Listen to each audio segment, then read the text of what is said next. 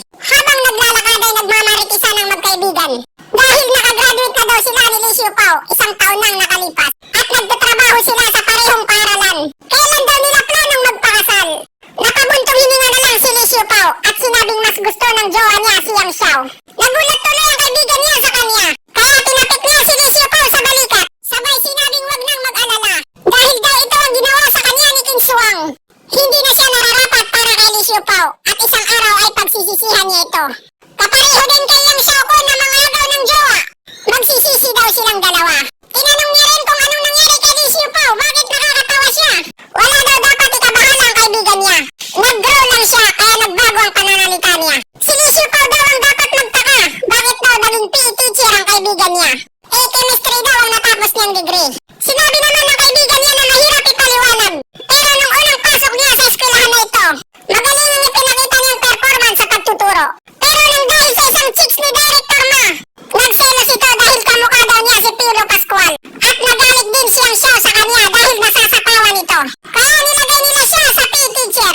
Yun daw ang ginawa nila para maturuan siya ng leksyon. At na-assign pa siya sa pinakamasamang klase sa buong paaralan, katulad ng GTO, bilang PE teacher nila. Kaya napag-isip-isip niya na kapag magaling na ang nanay niya, magre-resign na lang siya. Dahil nasasayang lang daw ang pagsusumikap niya. Tinapik siya ni Lee Siu Pao sa balikat at sinabing huwag mawala ng pag-asa kapag natapos daw siya sa ginagawa niya sa lugar na to. Itutuwid niya ang baluktot na pamamahala at hindi makatarungan na ginawa sa kaibigan niya. Ibabalik niya sa kanya ang nawalang digdigan. Makakaasa daw ito. Napatawa na lang ang kaibigan niya at sinabing napakalaki ng amats ni Lee Siu Pao dahil nagpapatawa siya. Alam niya rin na gagawin to ni Lee Siu Pao para sa kanya. Pero binalaan niya ito ng huwag mong subukan. Dahil daw siyang Xiao at Director Ma ay makapangyarihan para sa kanilang mga ordinaryong mamamayan lamang. Hindi daw kailangan kalabanin sila dahil wala daw silang magagawa tungkol dito. Kailangan daw nilang magtiis. Kilala niya daw si Director Ma. Kaya niya pinapahirapan si Lee Siu Pao ay dahil kay Shokun. At ang pagiging warehouse man ay panakit butas lang. Sinabi ni Lee Siu Pao kay Kyufi, gagawin niya siyang vice principal. At hindi na siya mahihirapan pa sa pagiging PE teacher. At sila ang mamumuno sa buong eskwelahan. At lahat ng pasaway at gumawa sa kanila ng hindi magaganda ay magbabayad. Iniisip ni Lee Siu Pao na si Kyufi ang naging kaibigan niya sa mundong ibaba sa nakaraang buhay niya. Hindi niya akalain na binubuli pala ito sa eskwelahan. Nakatulad niya na binubuli rin. Pero kahit ano pa man yun, ang mahalaga ay nandito na siya. At ilalagay niya sa kanyang kamay ang batas. Tinawanan lang siya nito. At sinabi niya na para daw nagsasalitang kontrabida si Lee Siu Pao sa isang anime. Magaling daw ang natutunan niyang pag-acting. Gusto niya daw ito dahil pang-Oscar Award. Sabay nagsalita ng joke lang. Inakbayan niya si Lee Siu Pao at sinabing kung ikaw ang bagong principal, ililibot niya daw si Lee Siu Pao sa kanilang kaharian. Kasama na doon ang warehouse. Sinabi niya rin na wag na lang daw siyang maging vice principal. Maganda sana kung Godzilla na lang. Nagpatuloy na sila sa paglalakad. Sinabi ni Kyufi na magtuturo pa siya mamaya sa mga makukulit na mag-aaral. Samantala, yung dalawang aso ni Shokun ay pumunta na sa boss nila. Gusto nilang may pagiganti sila. Sinira daw ni Lee Siu Pao ang kamay ng isa. Tapos yung isa ay winasak yung kidney. Sinabi naman ng bossing nila, kung magaling daw gumamit ng hiwaga si Lee Siu Pao, bakit daw hindi nila ito kilala? Kakaiba daw ito dahil may biglang lumabas na himala dito sa suso. Itinanong din ni bossing kung ipinakilala ang pangalan niya. Hindi niya ba kinikilala ang pagiging sikat ng pangalan ni bossing? Umiiyak na yung dalawa. Sinabi nila kay Lee Siu Pao ang tungkol kay boss. Pero hindi daw ito nakinig. Sinabi niya na kumain daw ng tae ang boss nila. At pumunta sa kanya sabay lumuhod. At humingi ng paumanhin para sa pagmamakaawa. Biglang na-high-blood ang boss nila. Sabay nagpakawala ng nin. Galit niyang sinabi na walang galang si Lee Siu Pao. At kailangan itong mamatay. Sabay tinira niya yung kahoy na walang kalaban-laban gamit ang kanyang nin. Gusto niyang kaimbestigahan ng gagong si Lee Siu Pao. At malaman kung saan ito nagtatago. Dahil siya na mismo ang pupunta kay Lee Siu Pao. At hahatiin niya ito ng 3 hiwa. Samantala, sa Tianlong Hotel, nag-usap si Miss Chu at ang kanyang lolo. Sinabi niya sa kanyang lolo na unang araw daw ng teacher niya sa trabaho, sa eskwelahan. Kailangan daw nilang i-celebrate yun para malaman ng lahat na ibinigay sa guro niya ang eskwelahan na yun. Umuo naman ang lolo niya at ipinapahanda niya na ang lahat sa Tianlong Hotel. Papupuntahin nila ang mga guro at mga directors ng paaralan para i-anunsyo ang bagong principal.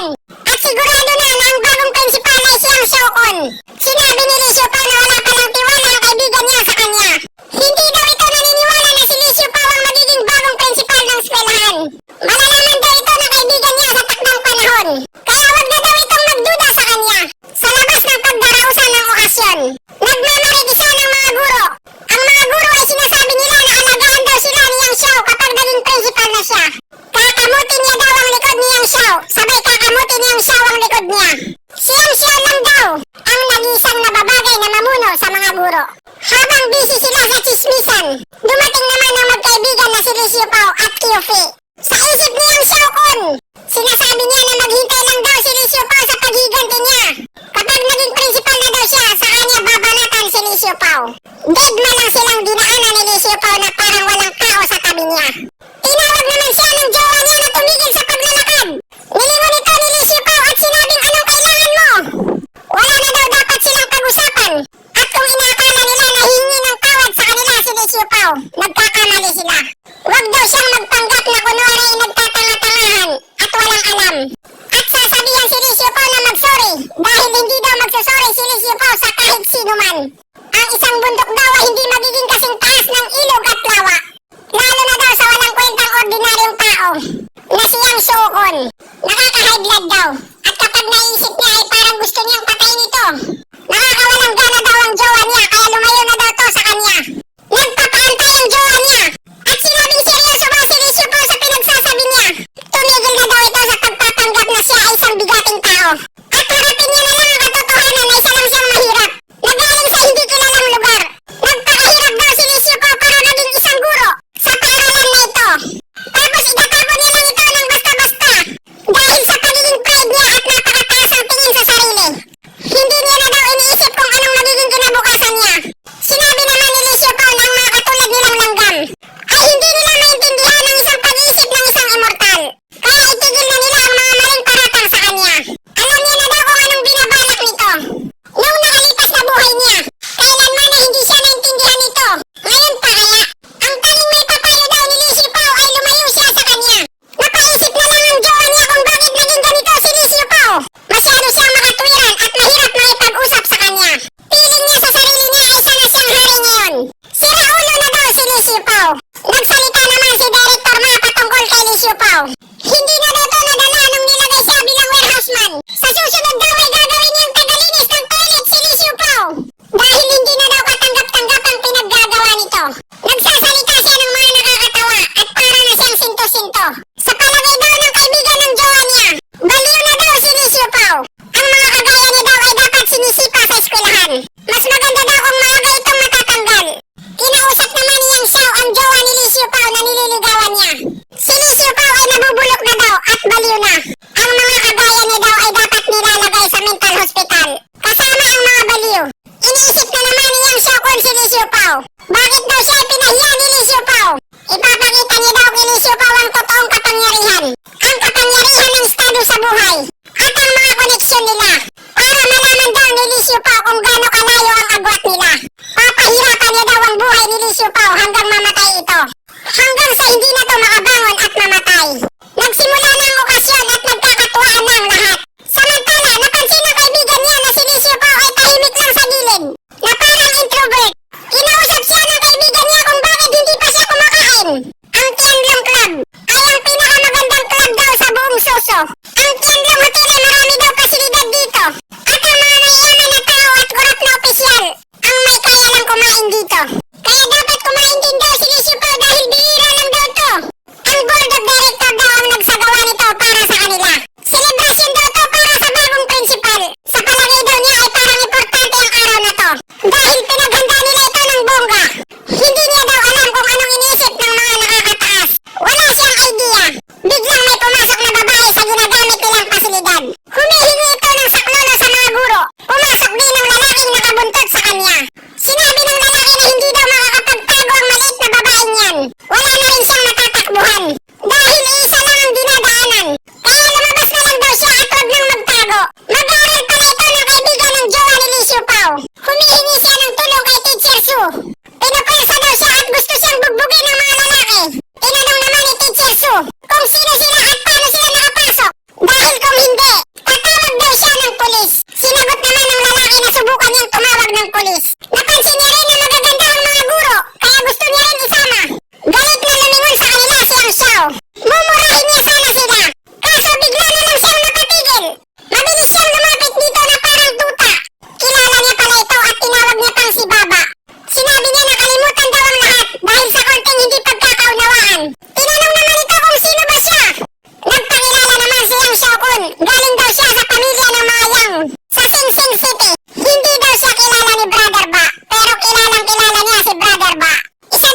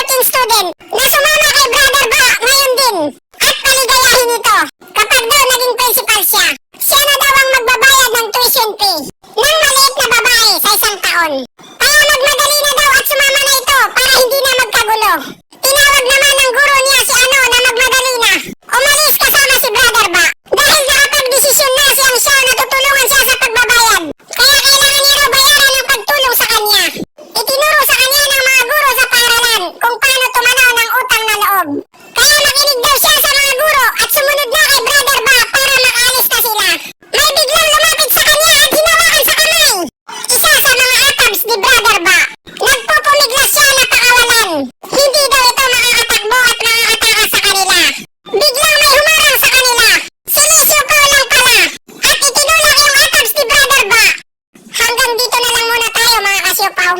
Abangan nyo na lang sa susunod na chapter.